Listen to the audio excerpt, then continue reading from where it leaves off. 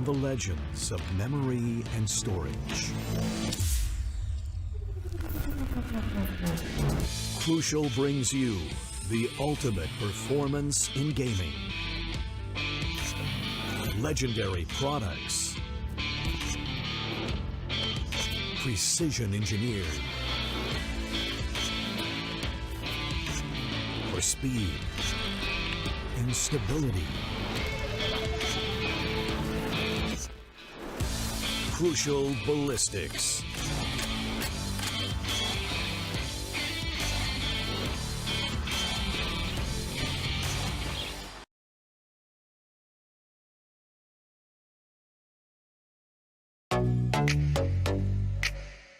Hi guys, this is Zaya and welcome to Streamer Reviews, where gaming streamers review the best new gaming laptops. Gamers are an impatient bunch and I've got a laptop just for you. Let's look at the top 3 reasons why the Acer Predator Helios 300 is perfect for the impatient gamer. Number 1. Its 11th Gen Intel Core i7 processor, which brings out the potential of the GPU's high-speed GDDR6 memory to ensure faster experience with higher frame rates and lower latency. Gamers hate long load times. That's why our second reason is the Helios 300's 2TB PCIe SSD. The SSD operates at PCIe Gen 4 speeds, giving you incredible read-write speeds for a faster response time. If all this wasn't enough, check out reason number 3. The 5th Gen Aeroblade 3D technology plus Vortex Flow, which lets you say goodbye to heating issues. Shout out to the Predator Sense dashboard, which lets you monitor your system, overclock, and customize everything instantly from one place. I think it's clear that this system is geared for super fast results. Get your Acer Helios 300 powered by 11th Gen Intel Core processor now.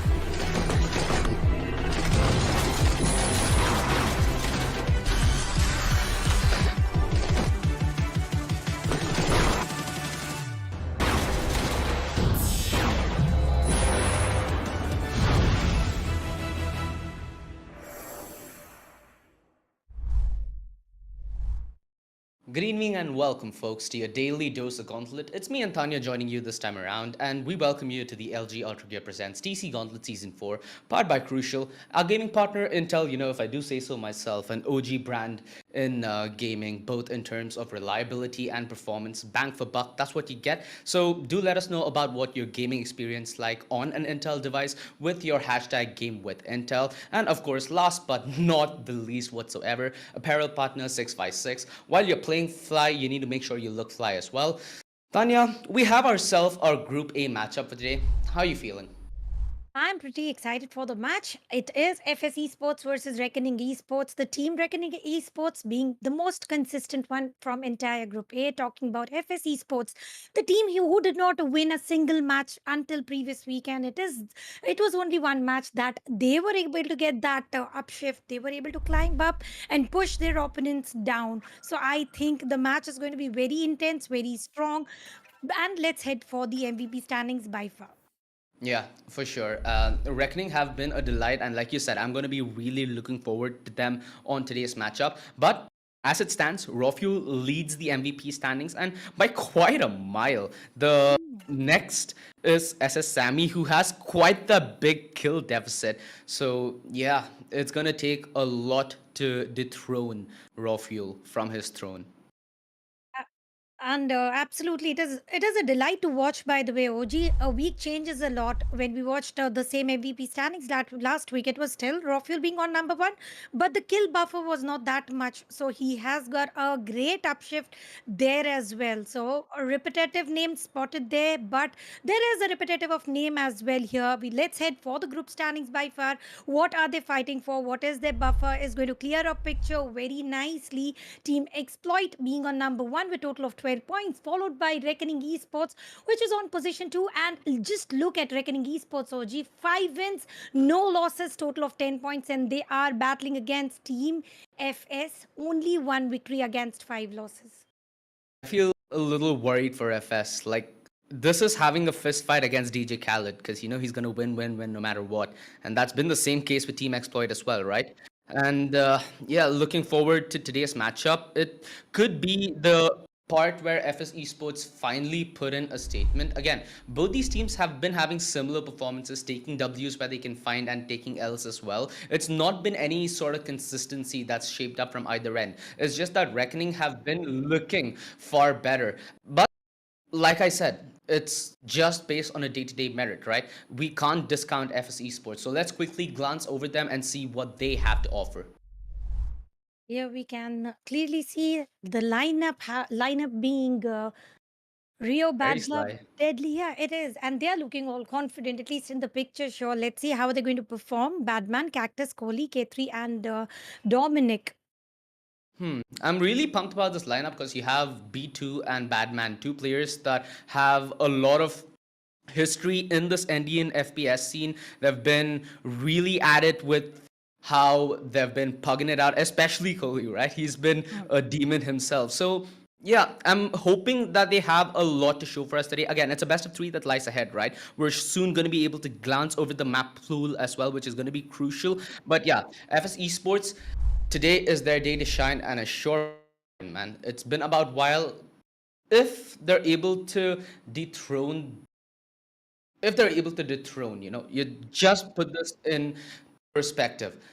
Right now, FS are in a position where they've taken a couple of Ls. And let's quickly head towards the spotlight as well, because it's been a tale of individuals. And Cortez, he's been a very, very phenomenal player for his team. Again, it's less so about individuals in the grander scheme of things when it comes to taking Ws, right? And that's where FS Esports have been struggling.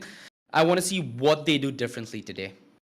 Well, being into the spotlight also gives a lot of responsibility. Let's see if he is able to maintain. And you have asked too much coming in from FS Esports. You're asking the dethronation of Reckoning Esports. Let's see if that is going to be a case of scenario or no. But Cortez certainly being into the spotlight, expectations are going to be high as well. Before Yeah. we move ahead, let's also have a look at the players lineup of Reckoning Esports. Yeah, let's see the boys with the big W so far. I love the fact that it's so consistent the way they've taken this shot. It's very, very scary to play against this lineup. A lineup that continuously adapts, evolves, and shows different iterations of themselves. So yeah, Reckoning Esports, there's a reason that they've looked untouchable so far throughout the Gauntlet Season 4. Let's see if they're able to keep that stature up. If it is going to be one more victory with no loss, it's going to be great. And imagine the way you said FSE Sports will try to definitely dethrone them. And just in case if that happens, coming in from team like FSE Sports having only one victory, it is going to be their historical win, because winning against a team who has never faced a loss is an achievement in itself. And with a matter of fact, winning is long far away. We are still at the group stages, but winning this match for FSE Sports is going to matter a lot, hoisting the flags against a team who has never faced a loss. Yeah, and let's quickly head to the player spotlight for RGE. Again, they have 5 stars, so it's going to be hard for our production to choose one, and they choose Deadly. A very, very...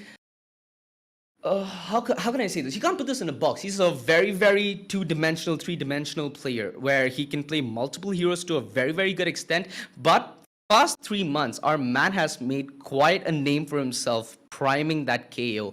He's been one of the deadliest faces on the server. Yeah, if we're gonna see that deadly KO, it's gonna be a banger of an evening, Tanya. Absolutely. As I initiate a KO, few past month have been amazing with him. Though he has given a lot of trial and errors, sometimes going for the Sentinel Sage, sometimes going ahead with the duelist Rays or Jet sometimes. And we have also spotted him as a chamber some long time back. But now having a look at KO right now, and if he is playing, it's going to be very interesting. And getting those early picks is going to be great. And what else is great? It is map veto. Which team has decided what, and are they playing on the defender's side or the attacker's side? Yeah, as it stands, FSE Sports opted in for Ascent. Meanwhile, Reckoning, they grab Haven as we potentially could land on that decider icebox. With the way this map pool has shaped up, Tanya, you can't help but feel the fact that this is dead even. This is as dead even as it gets. Both these teams are comfortable on all three maps to what their past performances have alluded to, although Reckoning have had a far better time on this map compared to the like of FSE Sports. You still can't completely rule them out, though. It's a new day, it's a new them for all we know. No advantage walking into this, and we're going to be having to wait for the draft to see if there's any foreseeable advantage before the game actually begins. And the best part, as you mentioned, Ascent is one of their best maps for both the teams. So now fight is going to be between the equals, except I do like Badman's lurking. He is living his name. He moves away from his teammates, goes for some central rush, midway rush instead of going with the team. Let's see if that is going to be a case of scenario today as well. Coming back to Reckoning Esports, they've got the best of wins on the map of Ascent, and for sure, it is one of the basic maps, most comfortable maps. So we cannot expect any element of surprise coming in, but the element of surprise is going to be map of Icebox, where the changes have definitely given a lot of changes for the players play set mindset, and especially on the side of B.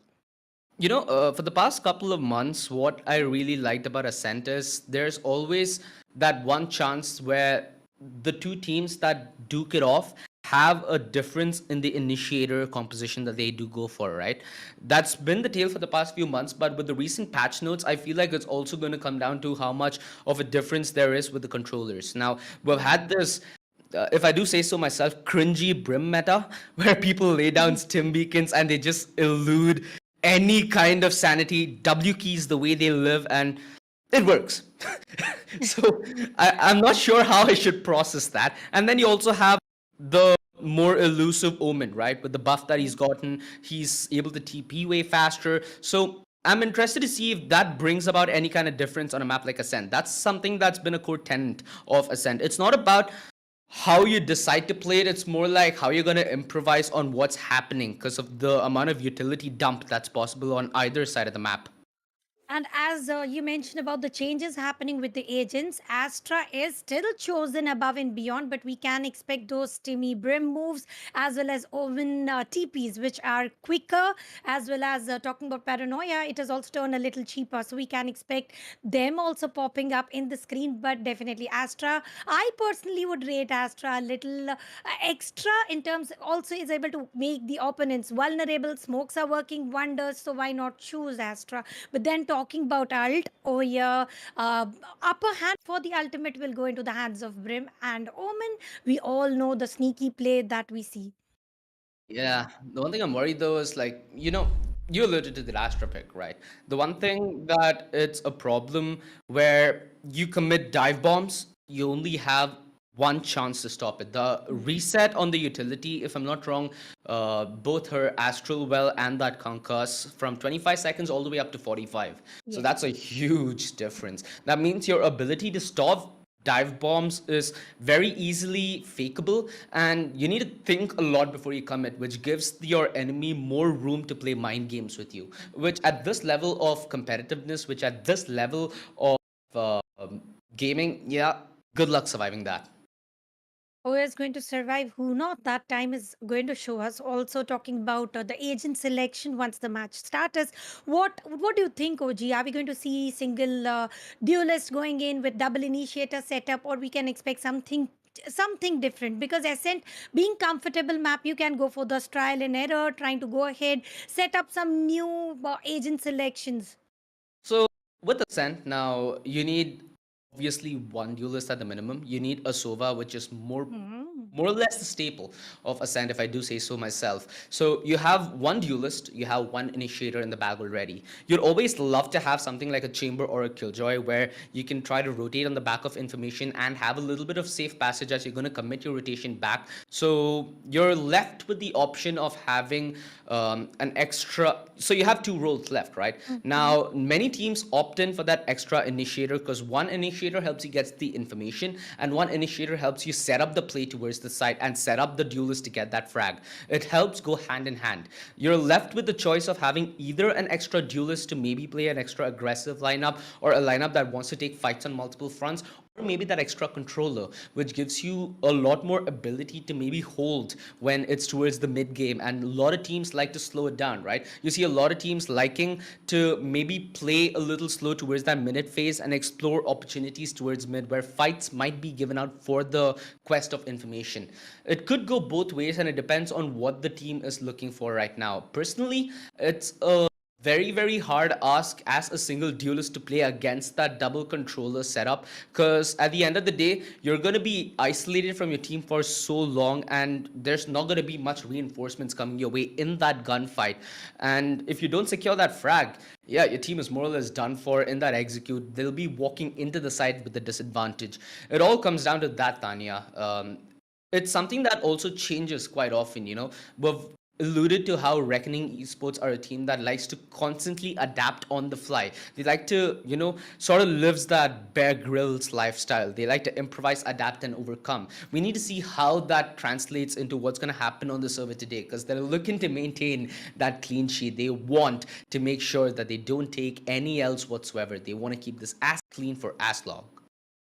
Ascent, I think Reckoning Esports have usually chosen double initiator, and mostly it is supposed to be KO and SOA. So it would be great to see that sort of combo again, because that is earning them wins. So why would they go for the trial and error when they exactly know, when they have sorted the puzzle about winning the map of Ascent? Let's see if they are going for the same strategy or the no now or the newer one. Talking about the different team, which is FSE Sports right now, we have spotted several changes there where we have seen double duelist, usually a Rena and a Jet coming in. And on the Sentinel side, we have spotted KJ being the main, and Yeah, for the controller, sure, we have spotted Omen several times. So let's see once 100%. again who is going to be Omen here, or we will again repeatedly see some Astra popping in.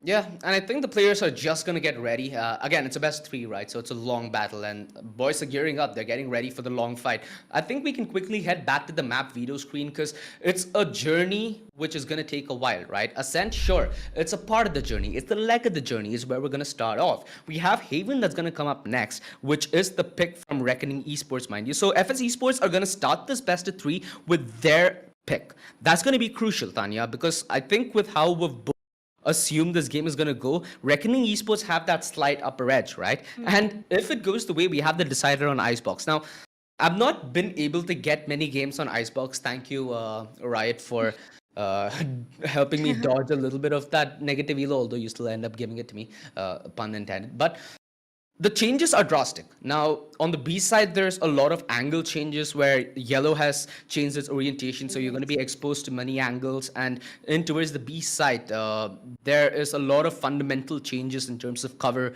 and how you take fights and when you take fights.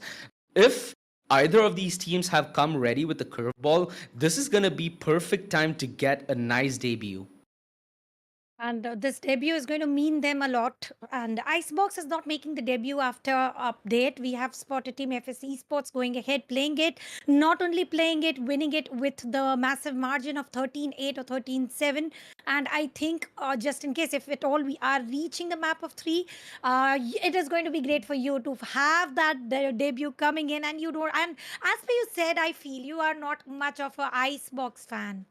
Oh, I was a fan of the old Icebox, dude. It used to be beautiful. I mean, Jet Spammer, I love the operator. So Icebox has everything I need, long range angles, nice ways to get rat plays in. So it had everything. Right now, the battlefield has changed so much that it feels uncomfortable playing such a drastically changed B side, both on the defense and on the offense. I think more so on the offense, because at least on the defense, you'll have time to set up and know what angles are near you to maybe dash out or get cover or to make plays from. So, yeah.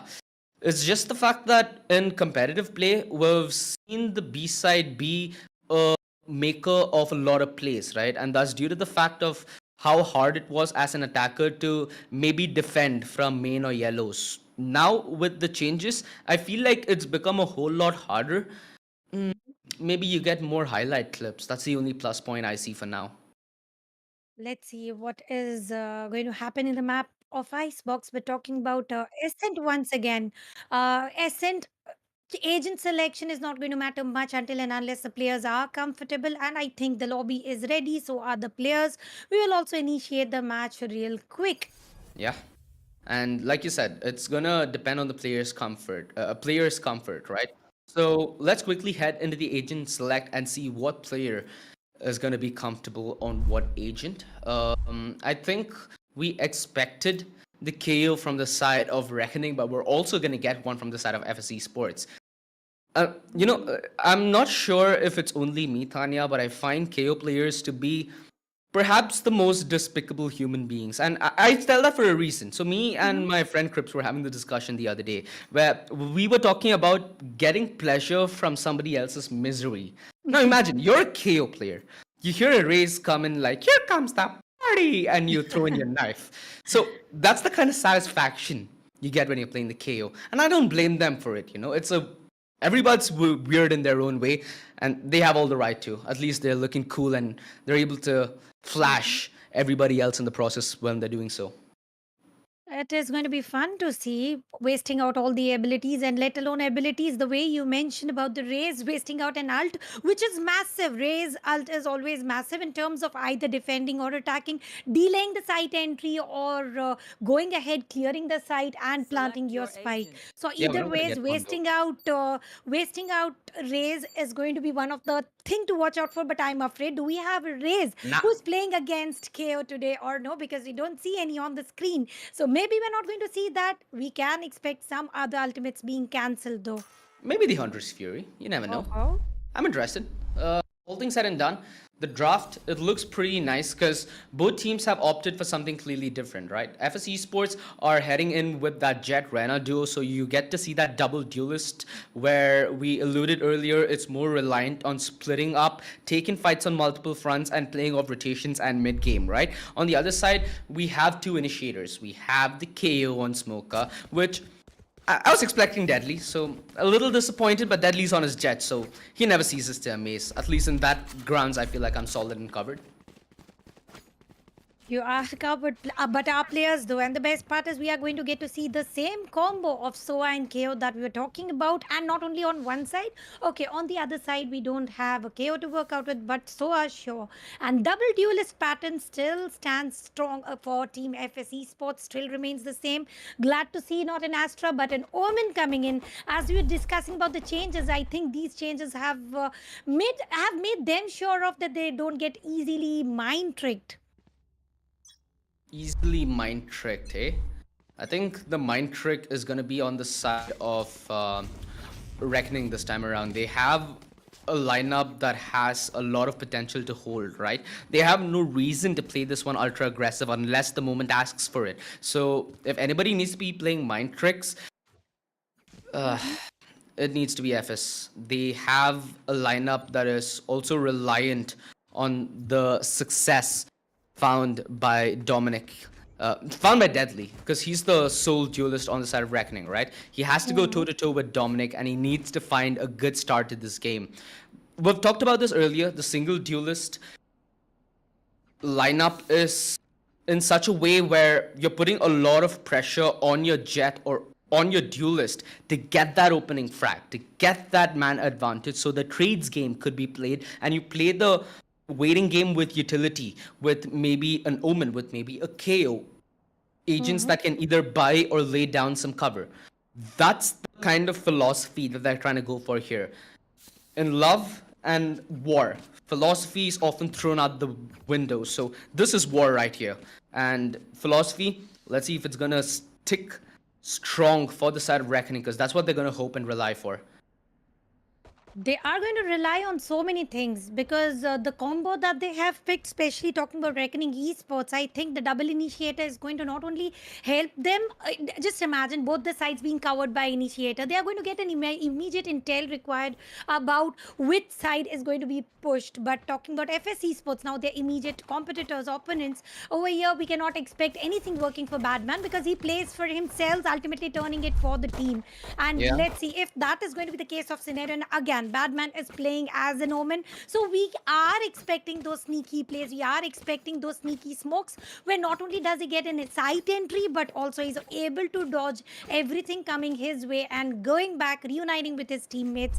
And there's no commitment. Sure, we have got a lot of time till the match starts. So let's just try to pick it out. Where do you think that FSE Sports are going to commit? Site A or Site B for the start? It's interesting that you had to say commit there. The reason being is they have this two duelist lineup, right? They have the option of committing for sure. They have the option of splitting up and picking. The only thing is, like I said, so if they split up and pick, if there's no fight offered, it's gonna buy time for what's gonna be a lineup of essentially eternal slowers, right? You have Killjoy, who buys information not only with her alarm bot but also her turret. You have the swarm grenades to slow down. You have the Chaos utility is geared to not only get information but also to deter a push, as you not only have utility but you'd have no information heading in. Yeah, it's a very, very hard call to make from the get-go, because either has a lot of benefit, but if not played correct, they can just fall flat right off the bat. And talking about right off the bat, have a look at the face of coach, holding his hands as if he is feeling a little cold. Is he excited or is he confident? Because the body language for the coach is also looking a little fearful about how to initiate, how not to, or maybe after knowing the agent selection, he's also trying to connect to his players about how to go ahead, play. And for the map, as you mentioned, they can go for split, but I am usually not a fan for going for the only pistol round with the split. Already you have got a very less of gunpower, firepower, and then just going split reduces it even more. But then you also have to make sure that you go ahead, play some mind tricks, and that is good to go as well. Having a look at the players of Reckoning Esports, Rio seems to get connected to coach immediately. He's trying to understand about how he has to make his move. Being a Sova, he has to go ahead, begin the fight immediately, either or on either of the sides though. Yeah, but for Reckoning, undeniably, dude, Smoker and Reckoning's coach have the best hair game. Truly repping for that team, a different team here. But, as we're gonna wait for the side of, if I'm not wrong, Reckoning to get on with this, we also have to ask ourselves, this is going to be, it's FSE Sports actually, who are just gonna. Okay, I think we're ready and good to go, if I'm not mistaken. This is the pistol. The most awaited start, and Reckoning, they're off with that advantage. They got that pick towards mid, and that's one of the duelists, mind you, crucially, who's taken off, which is the Rana, who, if I'm not mistaken, is B2. An aggressive angle through Wine. Deadly. He's not been clear just yet, but the idea is there from Badman that this is a potential angle that needs to be watched out for. Meanwhile, the rest of FSE Sports have played this one completely passive, and so has RGE, more crucially. They've not opted in for going overly aggressive. They get a little info outside B main, and so does FSE Sports. They are aware of this push.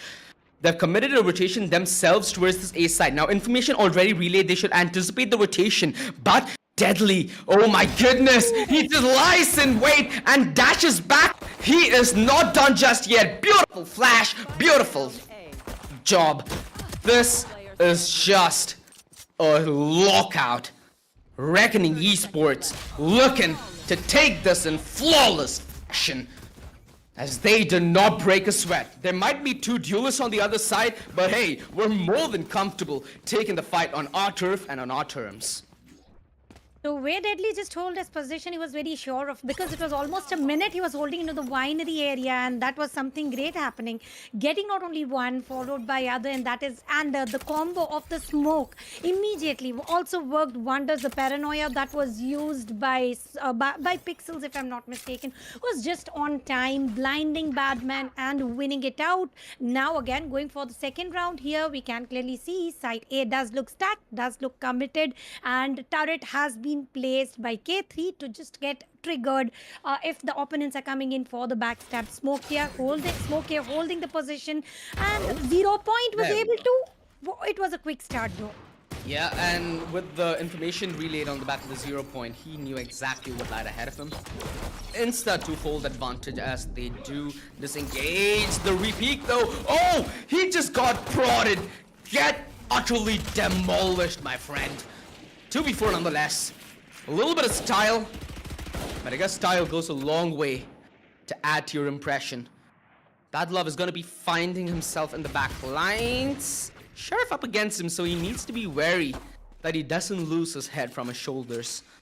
Right now, Reckoning, they're going to be happy being on that back foot and just going in for the cleanup duty. They get some upgraded pistols, cool. Now, considering that they had 4 members up, it's gonna be very likely that they opt in for this bonus. This is exactly when FSE Sports need to strike back. And let's see if they are able to strike back or no, because if you have a look at the weaponaries, definitely FSE Sports going for the full buy. So half shields for Veto and Dominic, sure, but let's see how are they going to go against all 4 Spectres coming in from Reckoning Esports, except a Sheriff from Rio. They are definitely not going to waste out any buys, not losing any players. By far, they've only lost 1 player here, going for the mid-rush, and Flash on time was able to take down 2. Deadly takes the double every single time he comes into the action. Deadly takes the double as he just waltzed into that bubble. Oh my goodness. They were not ready for that whatsoever. The reveal, oh, just about a second too late. Pixels could have held that significantly higher angle and played off Deadly's aggro potentially. Dominic still on the lookout. 70 HP left. They're trying to fight this back. Reckoning they committed a lot of utility, but they gained a lot of advantage as well. Dominic dashing back, but not really to safety. The flash and the recommitment. It's a delight to watch as the backstab folds at the perfect moment. FSE Sports. It's like playing against Dominic Toretto and the gang, because they just got fast and furious there. Fast and Furious 1 versus 3. It is not going to be any easier. Shocked Out will deliver a lot of damage to K3 now. Not willing to change any positioning. He want to make sure he picks up the bad lad just as he reloads. He is spotted by Rio, and the Sheriff tap worked wonders. Not only that, they win the round and lots of free weaponaries here. Now, let's quickly head to the replay because we need to glance over the Power family right there. The push was supplemented with so much utility. If I'm not mistaken, the Paranoia committed towards Link as well to make sure he gets that advantage walking into that fight. That was delightful. Beautiful stuff coming in from Reckoning. Understanding that they're going to be on the bonus, they have the honus in themselves to make such a play, which is so required. They pull it off and they reap all its rewards.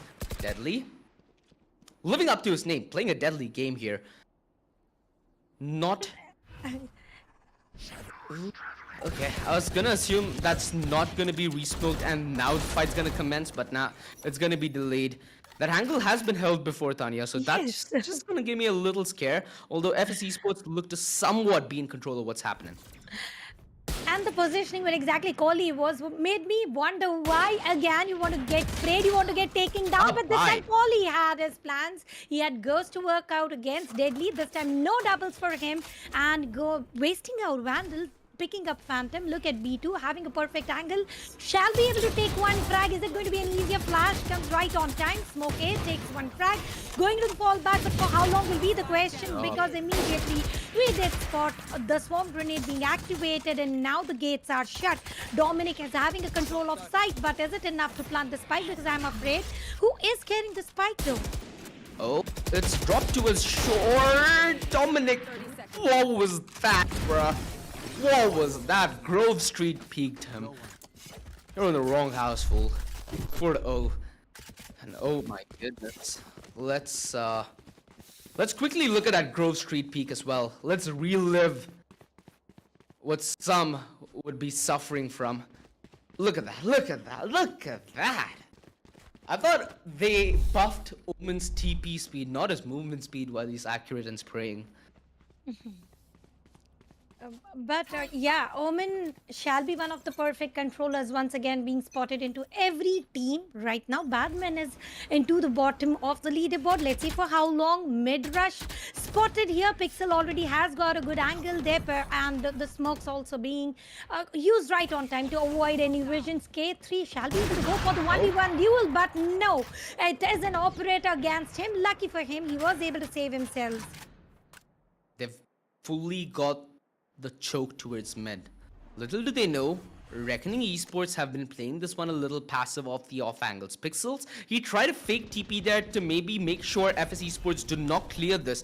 Dominic though, not going to be making that mistake, dashes back and allows B to draw the aggro, deletes Bad Love. The A side defense falls apart as FS flood the side. A quick reaction, that's what Reckoning are looking for. The flash alongside the peak, they want to get rid of the door and make sure that there is nowhere FS feels safe at home. Deadly has that operator, but more importantly has that Blade Storm. K3, this lurk, it could be timed to glorious amounts. Oh goodness, they've not accounted for this. They're not gonna clear this. As time passes, so does the opportunity, and K3, he's given away the play.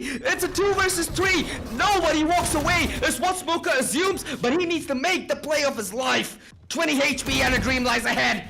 He walks down into paranoia, down into his nightmare, and down into Bad Love's loving embrace. 4-1, FSE Sports get that first round on the board.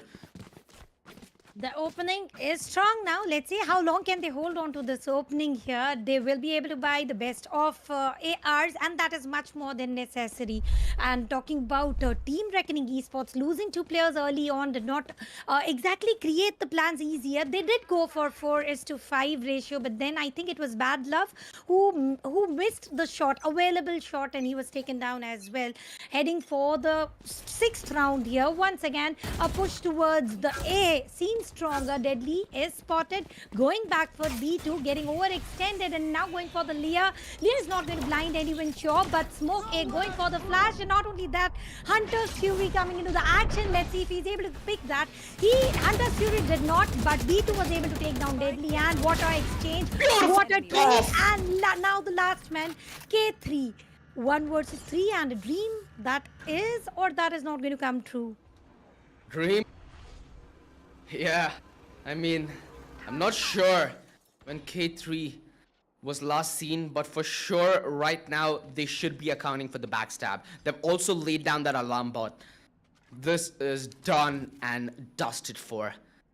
K3, he needs to kill 3, but before he can go out for more, Reckoning Esports just shut the door. 5-1. I'm not understanding why FSE Sports committed to the site this way. The only reason they were even allowed room into the A side the time prior was due to the fact that they split from both A short and A main. They were able to get both the entries into a shot with both the duelist, if I'm not mistaken, B2 and Dominic getting a frag each and playing off each other's aggro. That's how we're expecting this to be played with 2 duelists, or at least a split pick game. We're not seeing much of the trades being successful, but the split pick, it's something that's yet to be in full effect by FS. Oh, are we gonna see it? Yes, we are! K3, the last man who was shown a little bit of glimmer of hope in the round prior, the first man to go back to spawn. FS, so close and personal. They're trying to play off each other, but that gives enough room for Dominic. Smoker, he wanted to play this one with a little more discipline, but in that, he's given away for a friendship and family. It's all down in this 3 versus 2. They've found a little bit of life, but they've opted to play this slow. FSE Sports, this might just be the smartest move yet.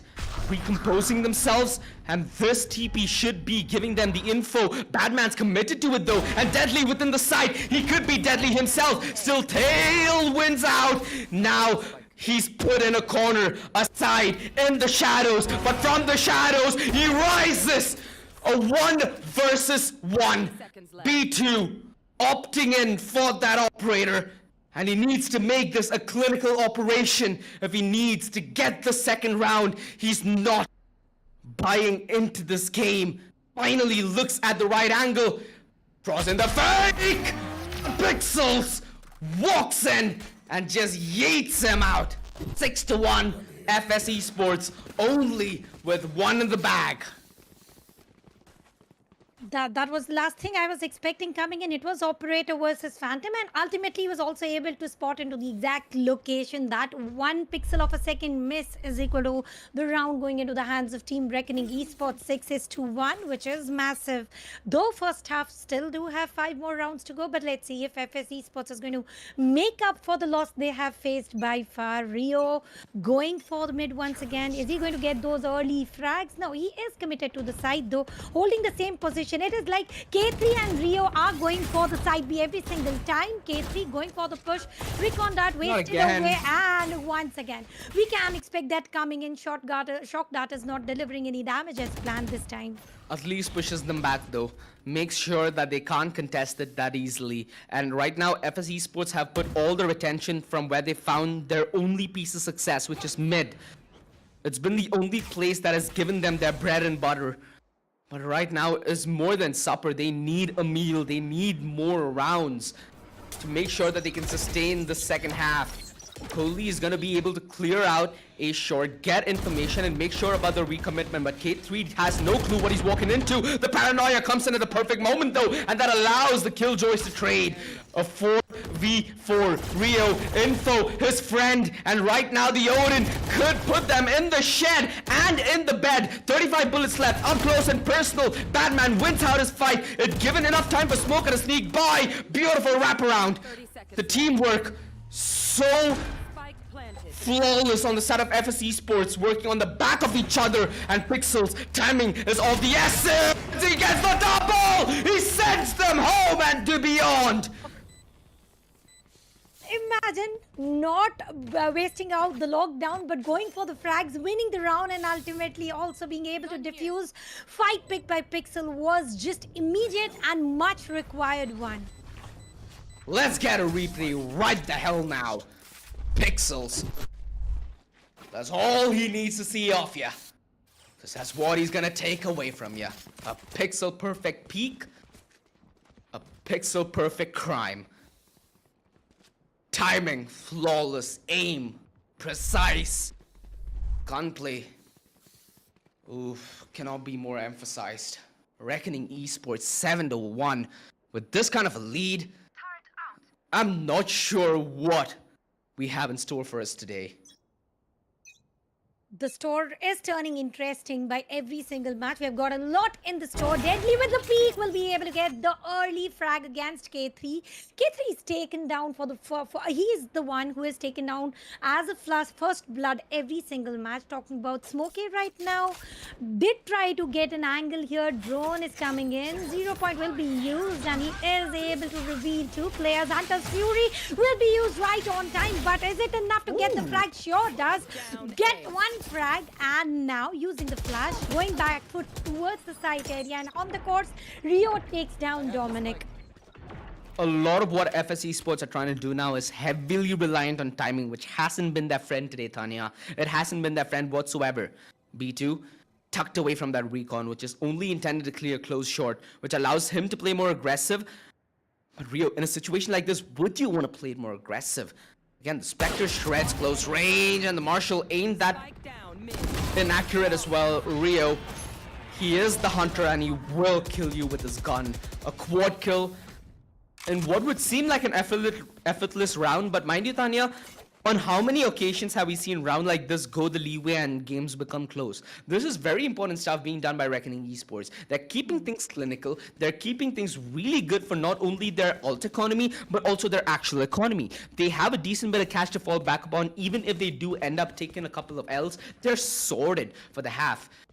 I just hope that they don't end up with a 9-3 because, yeah. Oh my god, let's see if that curse is going to prevail. Are they also going to get the second round to their favor? Shock dot used, no damage delivered. B2 going for the mid rush through the smoke and looks safe for now. But for how long is it going to be safe? He is waiting for the alarm bot, but Deadly is losing the patient, trying to go ahead. Pushing it. Is he going to get that early pick? Much required early pick. Because we have spotted K3 every single time and he gets the wheel. But K3 survives this time and the swarm grenade placement was absolutely much more than Look at the rotation. He is going to survive a little extra longer this time, but K3 will survive. Not Kohli. Dominic has been patient so far. They've found this real estate towards market for a good 25 seconds. This is when they need to make use of it. Rio has the heads up play towards what's ahead of him though. And the entirety of Reckoning expecting this play have made accommodations. And this is what FSE Sports are going to use as a trump card. They're heading all the way over towards A. Dominic's all that there to hold. Bad luck with a double through the smoke. What? Oh my goodness! Is this Grove Street? Does he have the minigun? Yes, it is! You're in the wrong house, fool! 901! Bad Love went kill Frenzy, double with an Odin, and then last one, I don't know to reload. I just want to push in, go with the Frenzy, get the third for myself. With that, it is 9-1, and now if at all we see FS, we can expect 9-3 coming in, but with the form that Reckoning Esports has. And look at the consistency from each and every player. They are all equalized in terms of frags. Everybody is enough balance to get those frags required, and now Bad Love not using Odin anymore, and it is going to be used by Rio.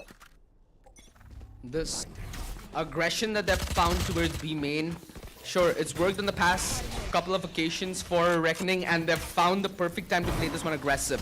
It's a 5-man rush. They're committing to this. The door closes, but the bells are ringing in the side. It's an attack, and are they going to be ready? Reckoning, they've been so phenomenal with this gun, and they continue to give them so much problems. How do you even play against something like this? This is heartbreaking. This is game breaking. This is brutal. This isn't brutal at all. This is the perfect way to win for them. Don't These are do their this, Tanya. strategies Don't do coming this, in. Tanya. FSE Sports are innocent men. They have families. How can you do them so dirty? This is such a... this is one reason I hate Ascent, Tanya. Not gonna lie, the Odin is so much cringe, but it works. If it works, it is not a cringe. It is a strategy. It is a firepower, and I think Rio as well as Bad Love are doing perfectly to win this. And this, you are here for a war, not for any lovely messages to be exchanged. And the war is going into the favor of Reckoning Esports. And Deadly going with the operator peek through the mid. We can expect an early pick coming in here. If at all, no smokes are used by Badman. You said it's a war, right? And everything is fair in love and war. So yeah, I mean, I'm not sure if a man over at Reckoning Rio loves them, but he's certainly at war. And he's giving them all that they came for. Mind you, he's just one orb away from his Hunter's Fury, and they commit to this B push yet again. He's gonna be the one-man army.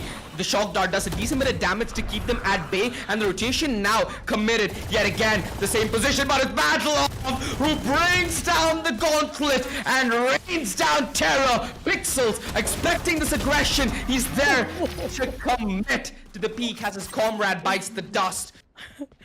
Absolutely no mercy as FSE Sports walk into the meat grinder. What an aggressive round. Two Odins, one Hunter's Fury, and the Phantom Spray does the deal for knocking the final nail in the coffin. It is 1-1, but it is 11-1. Let's see if there's going to be any comeback spotted here, or it is going to be the entire same set of play from Reckoning Esports, because now they are no more the defenders. They are on the attacking side. Are they going for the same sort of play, or are they willfully changing the entry, the push, and they are all committed to side A? And mind you, OG, we can spot 3 players on the A side as well. And look at the face of Dominic about how frustrated he looks. Okay, so the one thing that I'm worried about here is they got only one round on the attack when they had a double duelist lineup. FSE Sports certainly were looking for more here. Reckoning Esports looking to end this one real quick. Dominic, he knows where Deadly is going to be positioned. Close range, the Sheriff, it gives him the cold shoulder, and Badman, he needs to boulder up all his courage for this fight. Cannot out-def Pixels on his 1 versus 1. A lot of HP being taken away from Pixels, and that makes this clutch a little more doable. Bad Love though, he's looking to give love in the worst forms.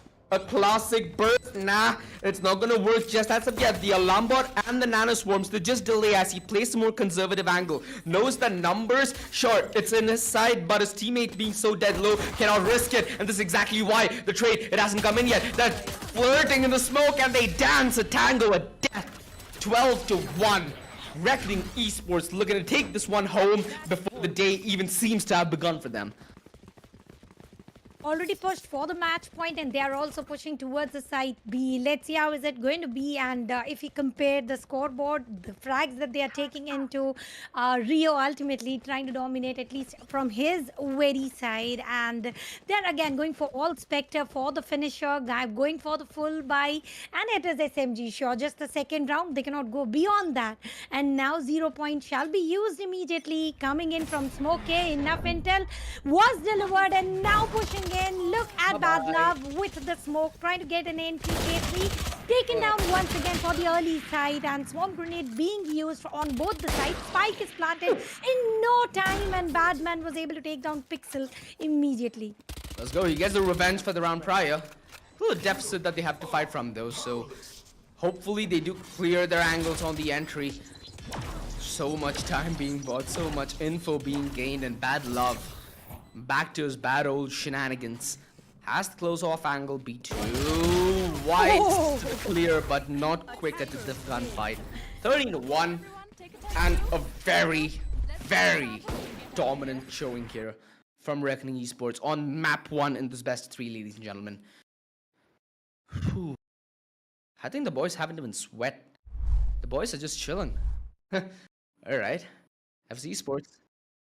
Just gotta hope that they're able to take a nice 10-minute break, mentally reset, and hope that game 2 is a little more pleasant for them, because game 1 looked to be an utter steamroll. No sweat, no stress. It was all smooth for Reckoning Esports. But talking about FSE Sports, they were a little frustrated. Let's hope, no doubt, they were not able to do exactly as they planned into the map of Ascent. But next is going to be Haven. We can expect something different coming in. But before we move for the second map, let's relive the highlights of map number 1. Yeah, it's been a quick map, and I think the highlights should be a testament to that as well. A couple of these rounds, though, FSE Sports came dangerously close, right? The commitment they made on a couple of these buy rounds were questionable at the very best. And Pixels, my stomach hurt just looking at that, dude. Alright, a little getting used to the new Omen meta. I'm sorry, ladies and gentlemen, but it takes a little bit of getting used to. And K3, that was a hard L to digest. And at this point of time, it was walking in while nowhere to walk away. It was for himself, and Smokey using the smoke right on time. Hunter's Fury was not able to get the required frag, but it was a good team support coming in. And if I'm not mistaken, this was the round that went into the favor of FSE Sports. No, this wasn't the one. It was the different one entirely. And at this point of time, when they had the numbers advantage, there was a very strong room of opportunity, turning their score to at least 2 points. But unfortunately, two players facing away from each other, deadly, holding the under heaven position and getting some frags, getting spotted, taken down with the Guardian one tap. Yeah, I'm so happy that we're getting to see a lot of phantom plays, operator plays before we actually head into the salt mines, which is going to be the Odin plays.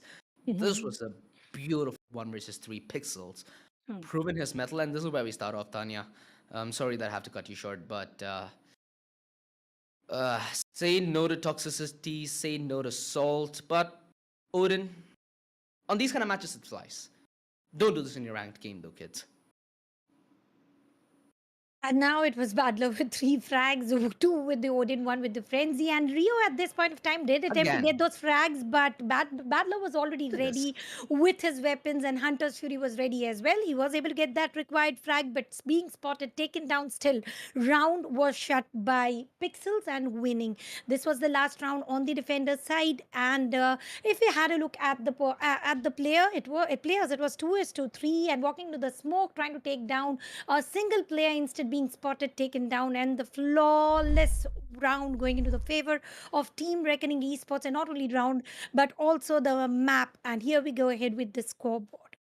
Yeah, Smoker, along with Rio, doing a lot of the fragging, but not a lot of the heavy lifting, right? It's so evenly distributed alongside the players of Reckoning. FSE Sports, this wasn't about them not getting frags, Tanya.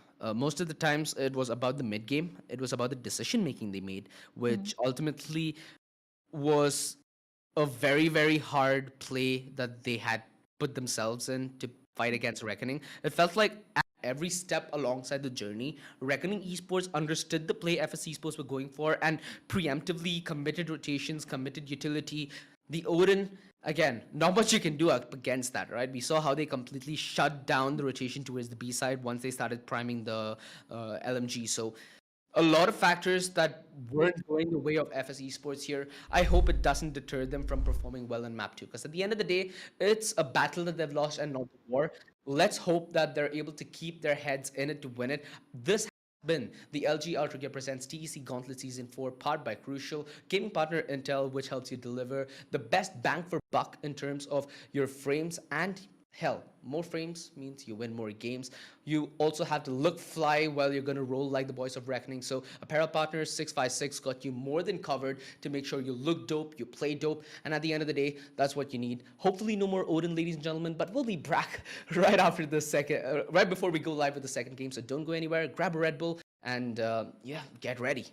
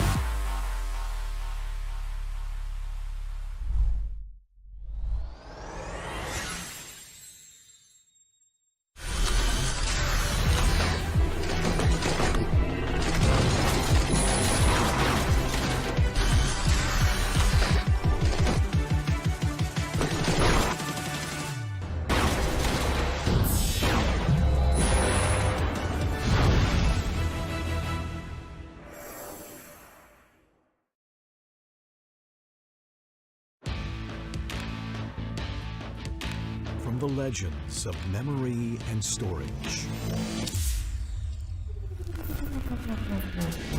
Crucial brings you the ultimate performance in gaming. Legendary products. Precision engineered. For speed and stability. Crucial ballistics.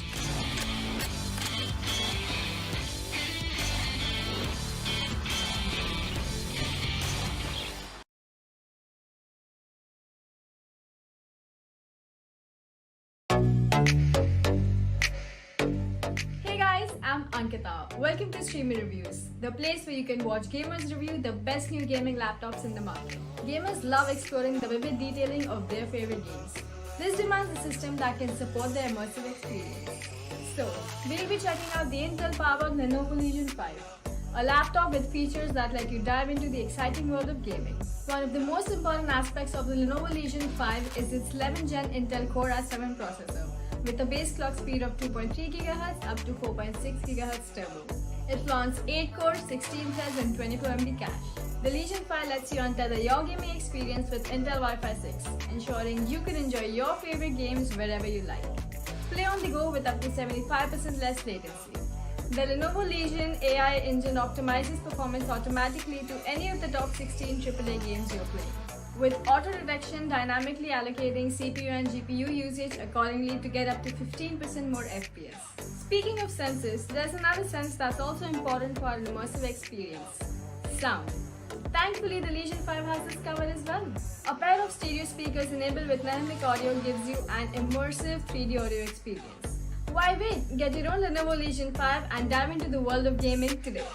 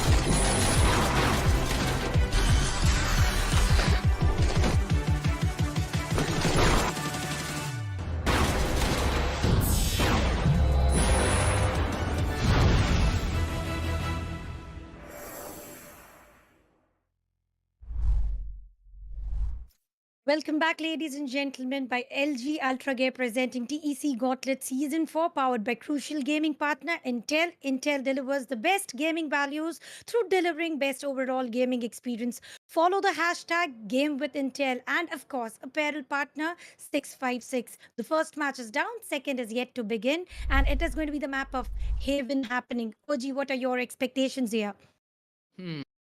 Now, with the double duelist composition, we weren't able to see much out of FSE Sports on Ascent. Haven, a map which relies more on your rotation and thinking more than 3 times about the fights that you commit to, because the rotation across 3 sites is very inconvenient. And that's something that, the attack will always have an eye over. So rotation is going to be the name of the game. And we've seen the likes of Reckoning have comfort in playing the game both very fast and very slowly. I feel Reckoning heading into this. Just due to the fact that their players look really, really edgy right now. Their aim is crisp. They look like they have no fear and they emerge from the shadow. It's just so hard for the players of FSE Sports to predict what the play is. Yeah, so far it's all going their way. I'm just hoping that FSE Sports have something to say in Haven, because again, Haven's picked by Reckoning Esports as well, right? A big point that I think we need to mention here. So if pressure wasn't on FSE Sports already, there's surely more now. And talking about FSE Sports, one of their best map isn't. They have lost it very badly with the score of 13-1. Heaven is their second best map, and so goes same for Reckoning Esports, except for the stats being different. Talking about the map of Heaven, we can expect a KO and Astra and Chamber coming in. Now we can expect two controllers here. Let's see if that is going to be a situation for FSE Sports. Now talking about the team Reckoning Esports, well, they are definitely going for the double initiator, double controller, and a single duelist in the map of Heaven as well, because it is working. Then why not? I understand why the chamber would be really good, and that's something I've been a very big fan of. Again, we can all make theories, right? We can head into the thick of it, ladies and gentlemen, and see where the proof is, and that's in the pudding. Haven, the map with 3 sites, a map which requires not only a lot of information but a lot of hold.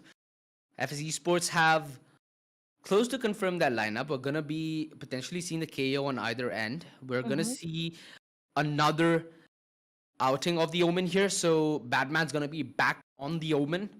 Killjoy alongside KO. So you're basically going to give away the chamber. Less information if you get the chamber, but more impact that's possible across the map, not only in your gun rounds, but also with the Tour de Force and with the Headhunter. You can be relevant on ecos. Yes. Kohli's gone in for the Sova, which is to be expected. Sova is one of the more preferred initiators that you'd like to have. Alongside another one, Sova should more or less be the staple, if not Sky. So we're not going to be seeing any more of that breach shenanigans that we got to see from a couple of teams on Haven. Nah, this time it's going to be that KO and Sova on either side. Bad Love is flirting with the idea of chamber, which I really love. Choose your agent. Let's see what we have to offer. Yeah, it should be a very, very nice game that we're going to get to see from Reckoning Esports. All in all, I feel like Reckoning Esports are gearing up to their strength, which is to play more on the back of teamwork, and their gunfights not been that off par with their teamwork, right? So it's going hand in hand. I feel like this lineup of Reckoning is a lineup that's more apt and more ready to fight, which is exactly how I like to see Reckoning take this battle.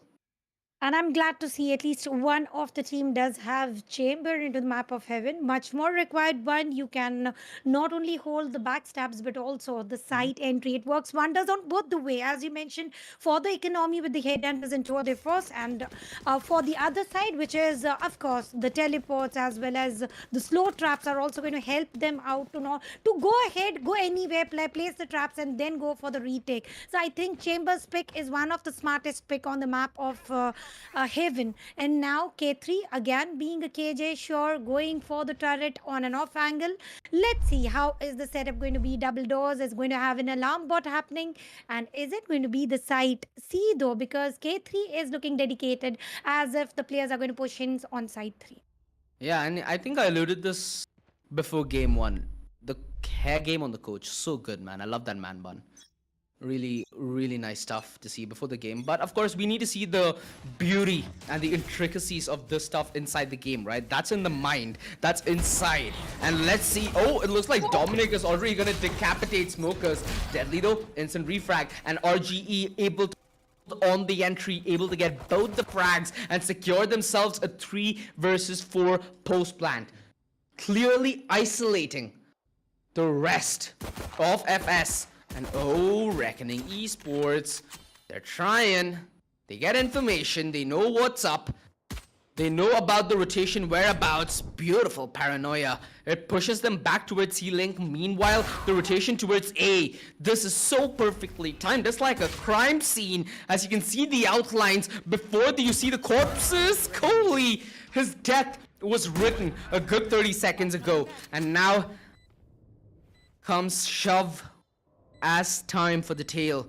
K3, a very, very crucial clutch required. 47 HP left. Rio heads up towards the side. He's looking to play the cross as time is going to be of the essence. The rotation that Bad Love needs to commit is lengthy.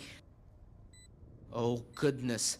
Just isolating He is! He's able to isolate the frag on a bad love. The shock dart almost gave the play away. Luckily, Rio swung at the perfect opportunity. All things said and done with the way Reckoning Esports played this perfectly off rotation, that came a little close for wear. They still managed to secure the pistol though, which is going to be a biggie, and they get to continue their momentum spree that they've been having from since map 1. They are continuing what they started, and let's hope they are able to as well. But this time, I don't know why, I do have some vibes. It is not going to be a 13-1 play. We can expect FSE Sports also showing up something great. K3 was the match MVP to the previous map as well. This time again, he is the top fragger into his team. Site C to be committed. Drone sent, and the enemy is tagged on the course. K3 is taken down by Deadly, and the drone will give some intel. Now, it is not delivering any information required, but the Guardian's random shot also popping in. Rio going for the recon, and no information again. Up high. Yep. Safe and secure the way RGE roll. Dominic could have gotten that opportunity. Spike planted. And again, it's the chamber, right? Naps back to safety. It's all left on a couple of frags that he can get. Again, it's gonna help him get closer to his Blade Storm, and also the little bit of money that he musters up should aid him on his quest to get an early operator. Time still favors him.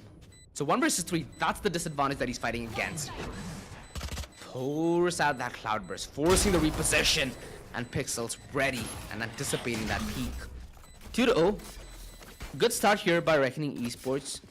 You know, the other day, I had a game, Tanya, and there was this one player, okay, it was a Mumbai server. He completely changed my idea of Chamber.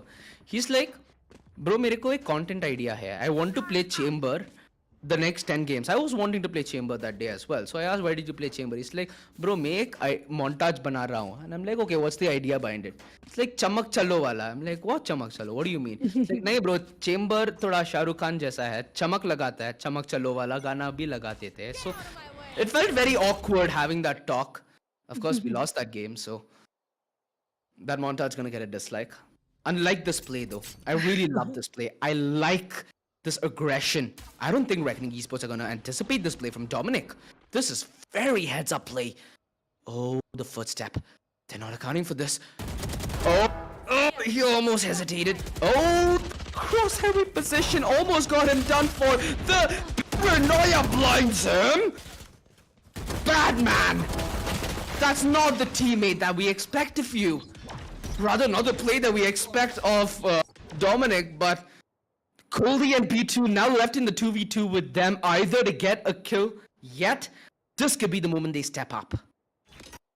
Are they going to step up is going to be question. No doubt you did not have any Chamak moment, but let's see if this chamber is going to have any Chamak moment happening here. The rotation. And it is bad love going Look for at the Kohli. rotation.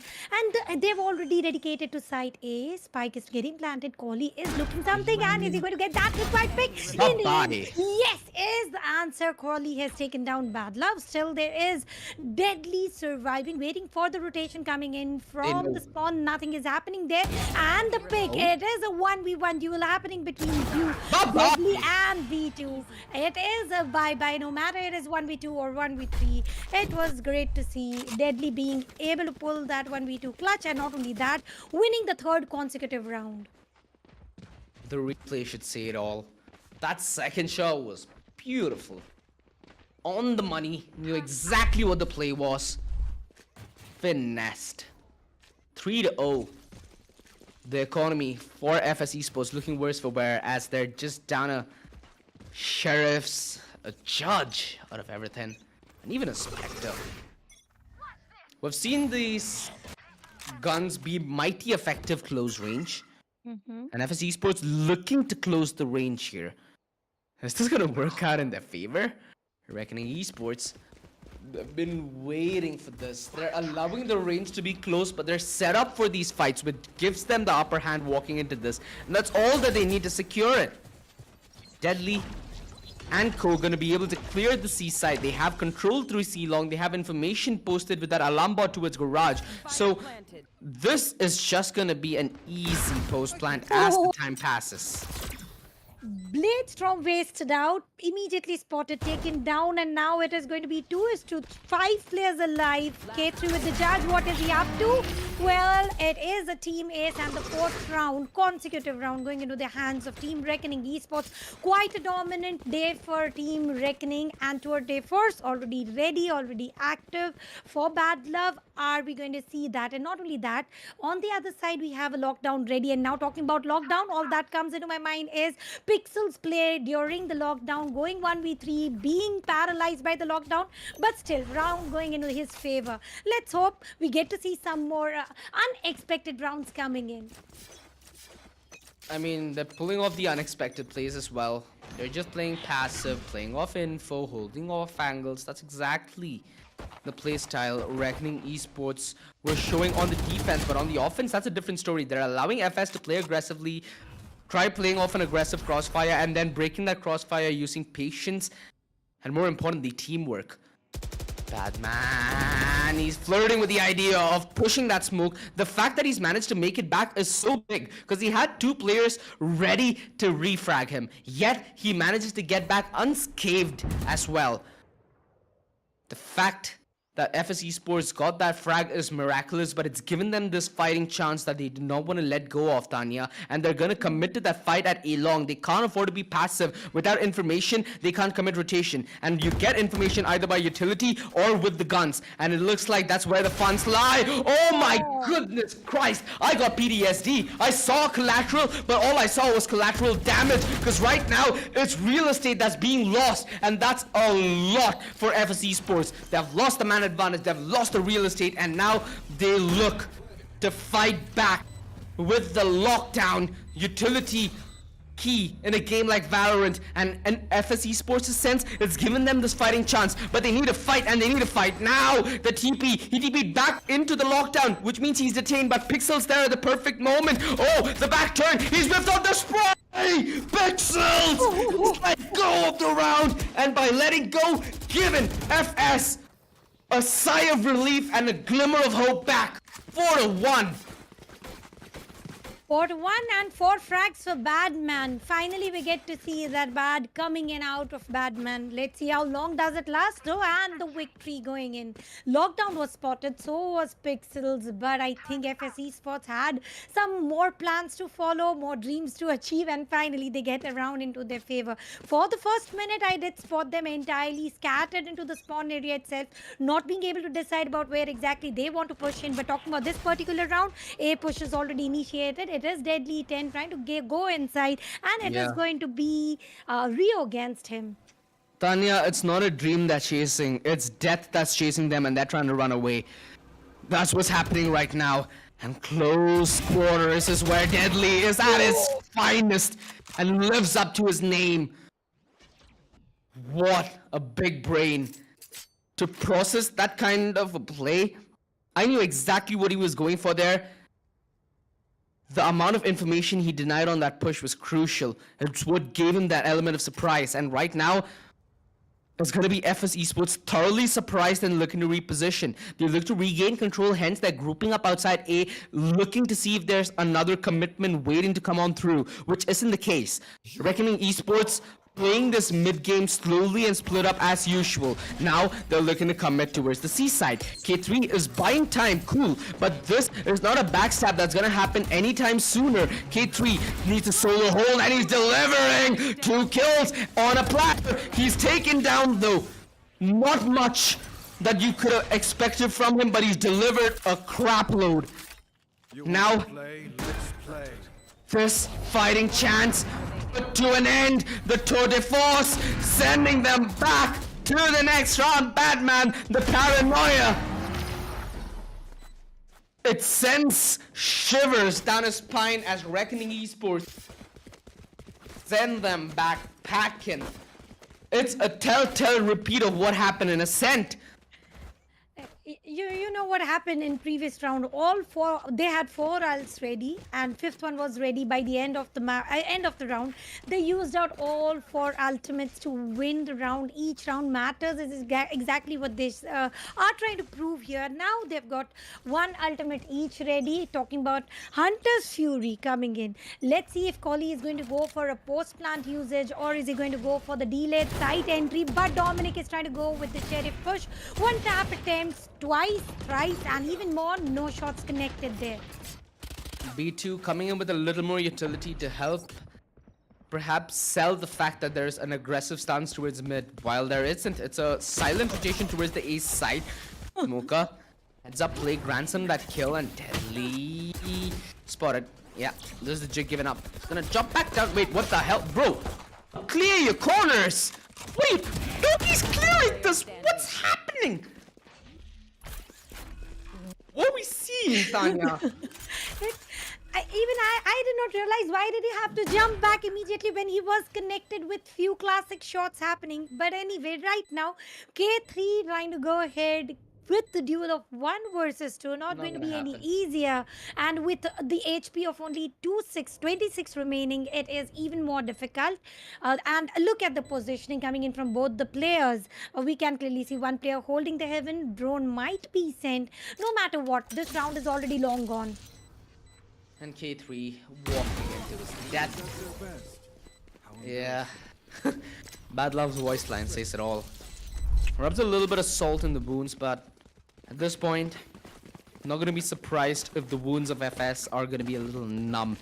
Because this been inflicting pain upon a while here, Reckoning Esports, and there seems to be no stoppage in sight. They've changed the setup here, FS. What's it gonna do in their favor? They have that double setup towards long, which is cool. I like it, you know. When I'm playing the jet, I always tell myself, dude, recon lobby, let's take that control. Let's take that fight. At least we get the information. The double up drop, though. Perfect. Perfect. The salt, I feel it. I taste it. I love it. Let's see if there's going to be more of that later on.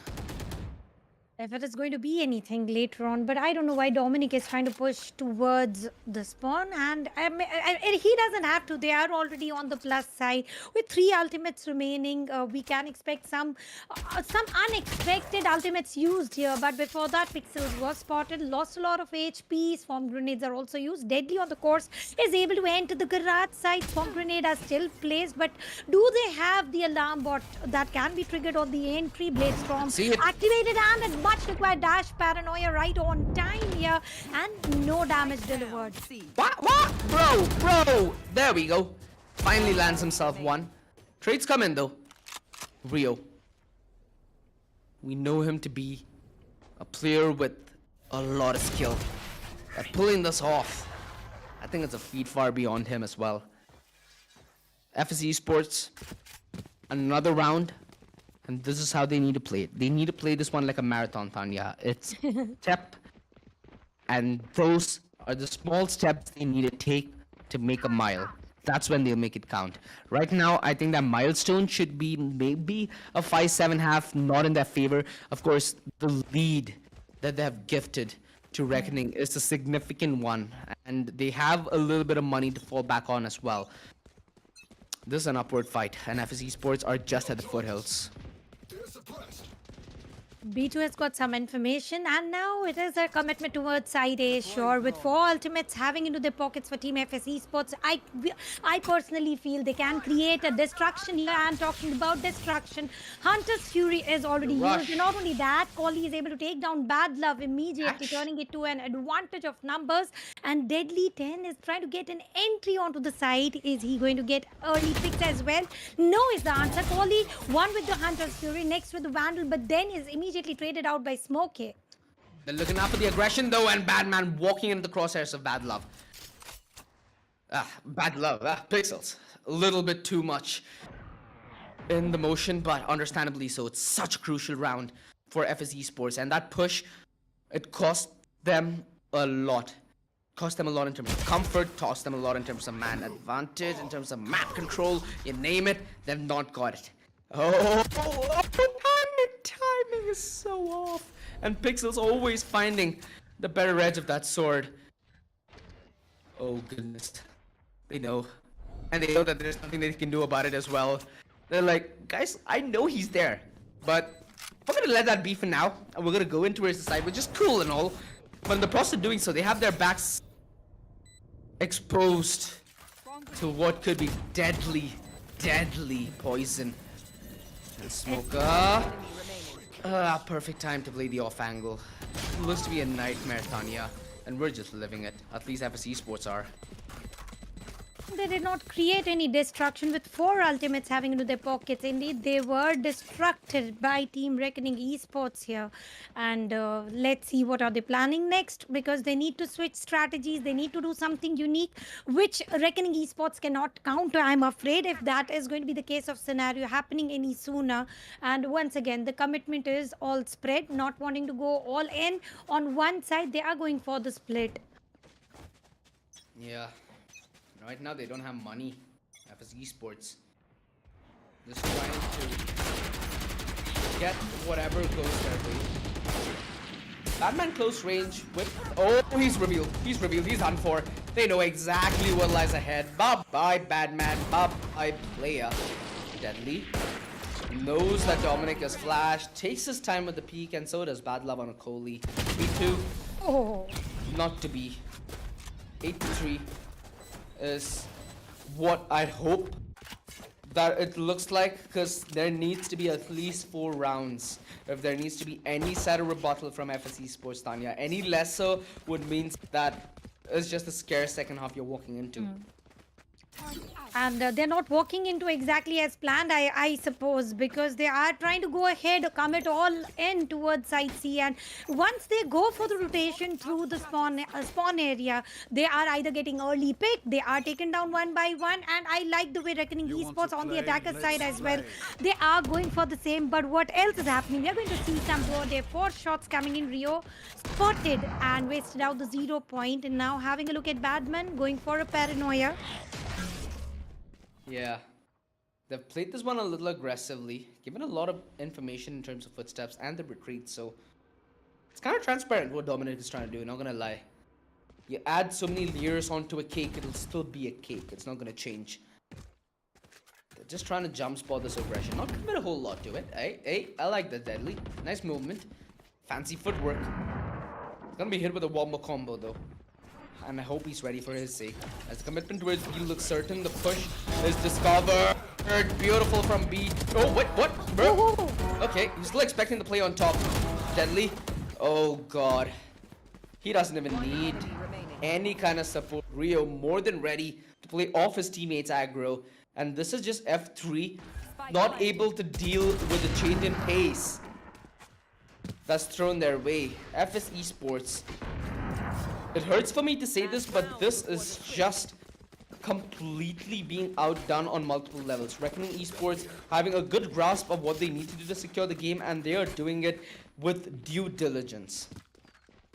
And they are doing everything that is required and not allowing a single chance, single second towards the opponent side. Now, on talking about FSE Sports, I really hope they are using all the ultimates. Having said that, it is the last round as the defenders and they cannot save furthermore.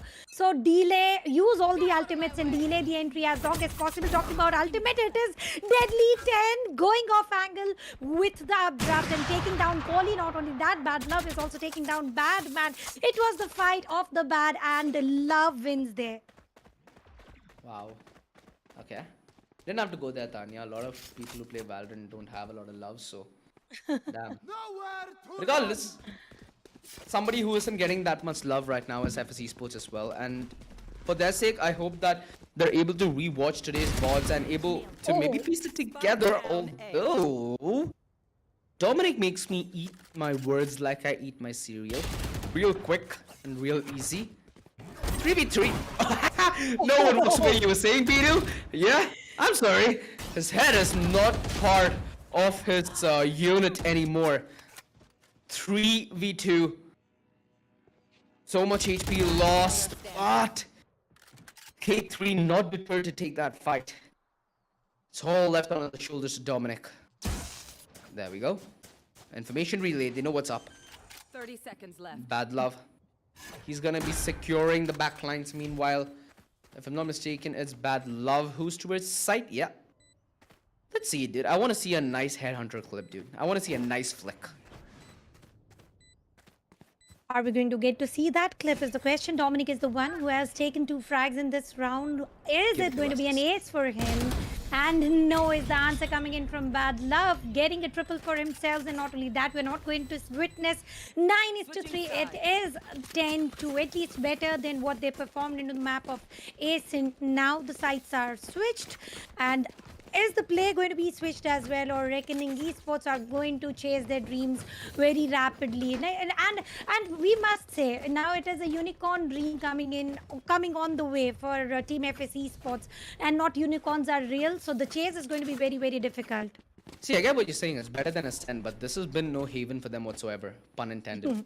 So if they want to make it back, it's a lot of sweat, a lot of grit. And they need to lace them boots up for a marathon, because even if they do end up winning this, we still have Icebox, right? So it's not going to be over just yet. The push towards lobby. Information though relayed. They know this aggressive stance exists. Deadly. A doink along with that. Boink secures that kill. Falls back to safety. Beautiful stuff. Again, Reckoning Esports not doing more than what they needed. I say that in Pixels dice, so again, dude. Well,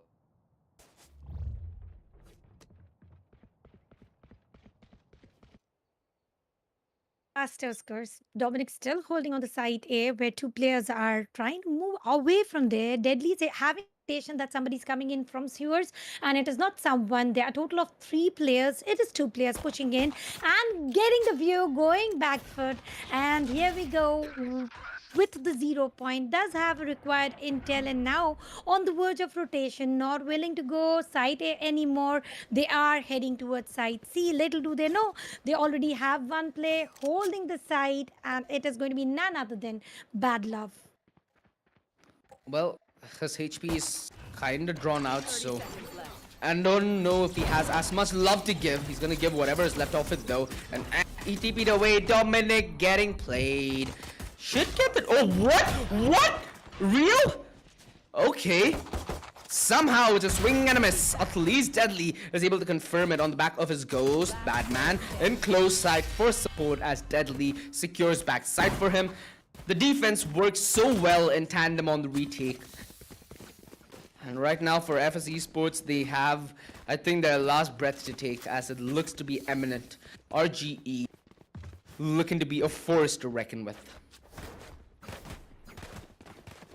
Who is having the stronger force will be the question for now, because if you have a look at the economy stats right now, for sure Reckoning Esports is going to go all Spectres, and there's no option left for FSE Sports here. They have to go either Sheriff or Ghosts maybe, and the discussion that I would personally want to do right now is about FSE Sports.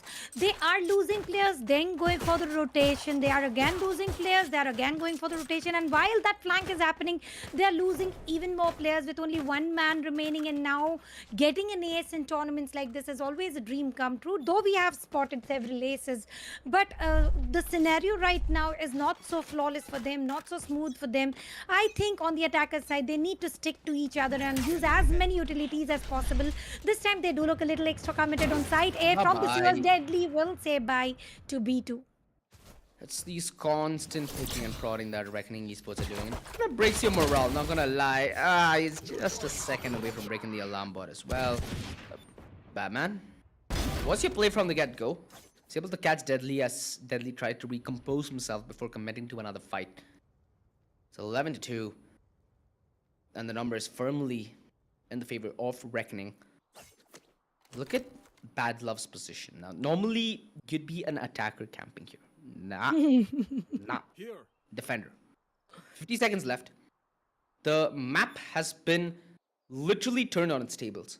And right now, FSE Sports are just trying to camp to get a couple of kills, or at least rotate to get CQC. Oh, don't. Oh. I love that Batman looked. Hey, no, Smoker. Thank you. He deserved to. This is bad. Reckoning? That is, waiting at salty. That's all I'm gonna say. I was expecting the knife happening, but the time, the flick, the view, the vision that crossed against each other, there was a change of mind. Nah, I don't want a knife anymore. I will go for the frag, and it is the match point. Let's see if it is going to be a 13-2 round, or we can expect some changes happening, because the Team FSE Sports shall be going for all by round to win against the opponent. Sure, but talking about Reckoning Esports, what are their plans though? I'd say that last frag in my lobby would be called a kill steal, but that's just me. Regardless, a fight that Reckoning Esports are gonna be looking forward to close range, and well, I appreciate the valor Dominic had to go in solo for that. He did more than what was asked of him. The trade though was inevitable. Deadly. The Marshal, quite a nasty weapon. Can pop you off like a darn popcorn seed. And bad love, patience is key, and K3, it's not meant to be. 13-2, Reckoning Esports with what has been a very dominant showing. Everybody who's watching the Gauntlet right now might have just felt a small finger snap in the back. Oh, well, talking about Deadly, he had an amazing play today, amazing day today. He was wonderfully not only trying to go ahead and win the round, and look at coach. No, he's just clearing and fixing his hand moment. Just imagine when for the start of the day he was a little confused, planning about what to do, what not. He's all content with the score of 2-0 and proud of his boys. It seems so. Confused? I think the word would be overwhelmed by option, is what I'd like to quote it as. Yeah, it's been an amazing day so far, Tanya. With the way Reckoning are looking, I'm really hoping that this season of Gauntlet is going to be one where they do not cease to amaze. Well, we are certainly not amazed. We are proud of the way teams are playing, even for Team FSE Sports. They did try to go for new strategies, new appearances, new set of show. It is okay. Sometimes your days are working, sometimes your play sets are not working. For FSE Sports, all the best for other matches. But coming back to Reckoning Esports, kudos for that dominant performance in both the matches. Yeah, they played really, really well. Let's quickly glance over the highlights, because map 2, it went like a breeze, also not in breeze. It was a haven map, not a haven situation for FS.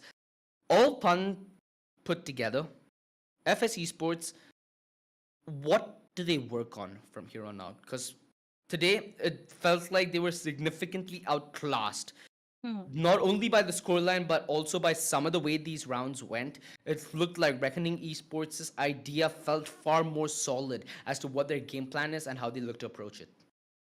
And for both the matches, the worst part was Team FSE Sports could not go for the double-digit frags. Neither of the matches, not even a single player, were able to reach out there.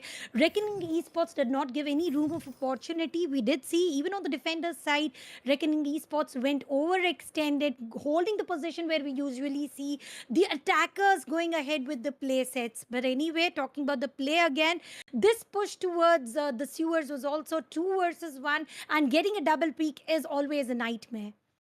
Yeah, getting a double peak is always a nightmare, but it's sometimes surprising how Reckoning Esports are able to make disadvantages feel like nothing and still claw rounds back, right? Their communication is something that I'm going to be really interested to maybe get a year or two, because it feels like in the heat of things, their pressure, their nerves, nothing goes out of bounds. It's all calmness, it's all coolness. So far, Reckoning Esports, they had very, very little stopping them on map 1, but on map 2, it felt like, especially with the way they were rotating, it felt like a 40 game of chess, right? Hmm. The rotation so head on, it was so smart. They were able to commit it at the perfect timing without hesitation, which is the more important aspect of it. And FSE Sports, with that loss, it's a hard best of 3 for them to swallow. It's a journey again through the Gauntlet, right? It's one of the longest IPs in our region for Valorant for a reason. It's going to be how you're going to be looking throughout the season and not on a particular day. So even if this was an off day, I hope that they mentally reset, because the journey for them still could be long. Journey is going to be long, sure, because it was previous week where they won 2-0. Today they are losing 2-0. This is the scoreboard for the map of Haven. 13-2 is the score, where Deadly 10. Well, I would appreciate the play of Deadly 10 into the map of Heaven, the way he went overextended and he was able to procure those extra frags with the Blade Storm. It was commendable. And now talking about FSE Sports, both the times it is K3 being the team MVP. Even after the defeat, he did try to get as much as possible for his team, but ultimately they did try something new. They went with their old play. Nothing worked against Reckoning. That is what my perception is for the day. Yeah, and I'm so happy that we got to see the Deadly show today, right? I was looking forward to it walking into this matchup. And Pixels got a nice couple of highlights moment in map 1, did deliver in map 2, so did the rest of the co. Bad Love, especially on the chamber, sure had a lot to display. Sometimes when you see that chamber on the minimap, it's confusing whether he's on the attack or the defense. That's how well read Reckoning felt today. Surely a force to be reckoned with. Icebox could have been a very, very nice map, Tanya. It would have made my evening, but I'm not going to launch the game. I'm not going to play the game. If I play Icebox right now, I'm probably going to be put in a bad server. So, much rather just lay back, see a game, which is something that you folks hopefully could do if you do subscribe and hit the bell notification, because we have games every day and we have one later on today as well.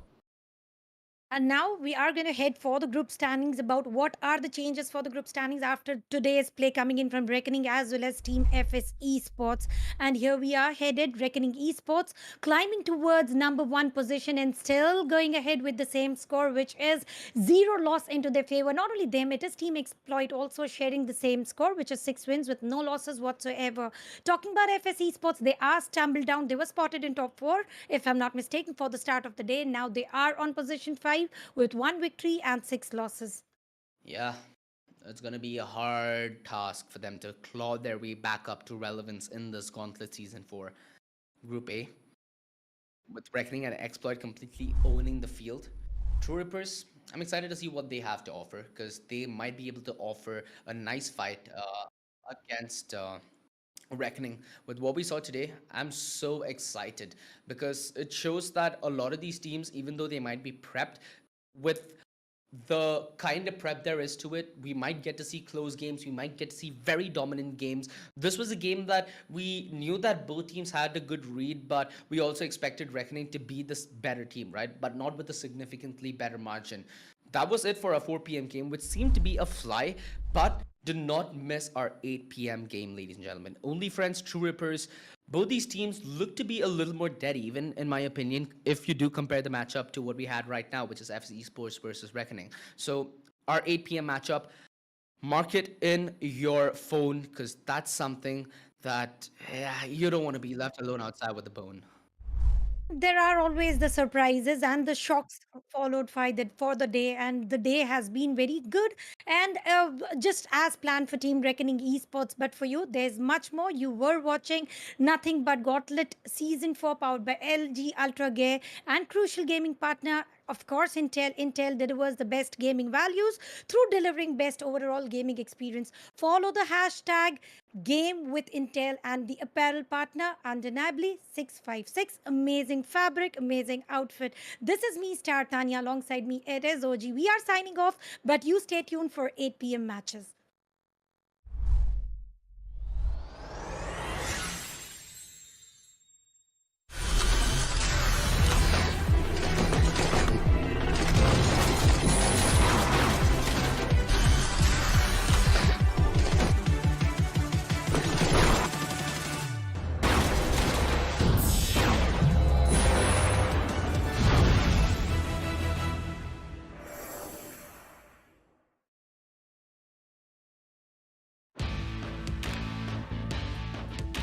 From the legends of memory and storage,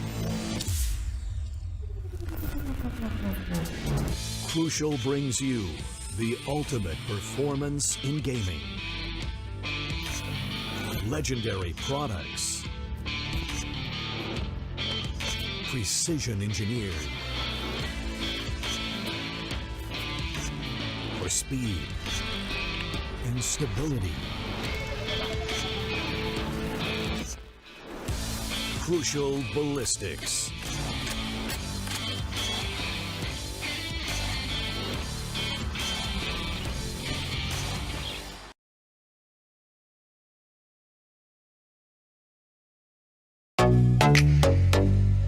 Hi guys, this is Zaya and welcome to Streamer Reviews, where gamers review the best new gaming laptops.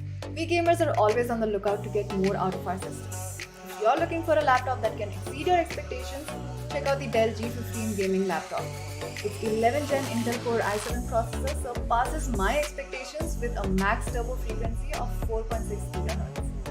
It also has a game shift key on the keyboard which triggers a dynamic performance mode to maximize the fan speeds to keep your system cool while the processors push harder. The G15 also sports an Intel Thunderbolt 4 port which boosts your transfer speeds to unbelievable levels with its blazing fast bandwidth of up to 40 Gbps. It also lets you connect all your accessories using a single port.